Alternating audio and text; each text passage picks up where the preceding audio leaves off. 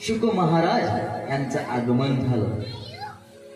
जसं आगमन झालं शुक महाराजांचं, तर त्या ठिकाणी समस्त ऋषीगण साधूजन उभे झाले आणि त्यांना नमस्कार करू लागले। बोला श्री शुक महाराज की जय। तेव्हा त्या ठिकाणी परीक्षित होता।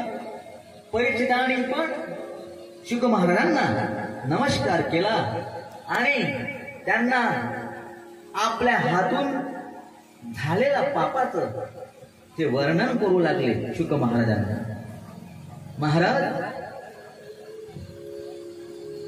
माझ्या हातून संतांचा अपमान झालेला आहे, घोर अपमान झालेला आहे आणि माझा 7 दिवसामध्ये मृत्यू होणार आहे तक्षक नावाच्या सर्पाच्या हातून। पण मला मरण्याची भीती नाही, उलट त्या महात्म्याने जो मला शाप दिला त्या शापाच्या रूपामध्ये प्रत्यक्ष भगवंतच माझ्यावर कृपा करण्याकरता आले असं मला वाटते। त्यामुळे तर मला तुम्हा सर्वां संतांचं दर्शन झालं नाही का? महाराज मला सद्गती कशी प्राप्त होईल, मला मोक्ष कशा पद्धतीने प्राप्त होईल याचं मला ज्ञान द्या, मला मार्गदर्शन करा असं राजा परीक्षितांनी शुक महाराजांना म्हटलं।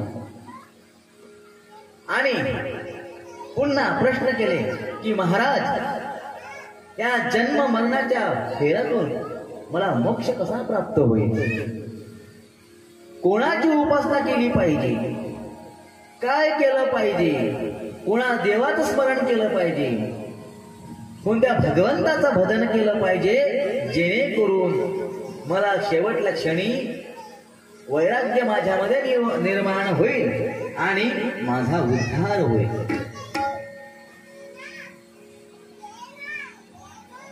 तर त्या ठिकाणी असे प्रश्न उत्तर चालू होते। त्यावेळेस शुक महाराजांना आनंद झाला।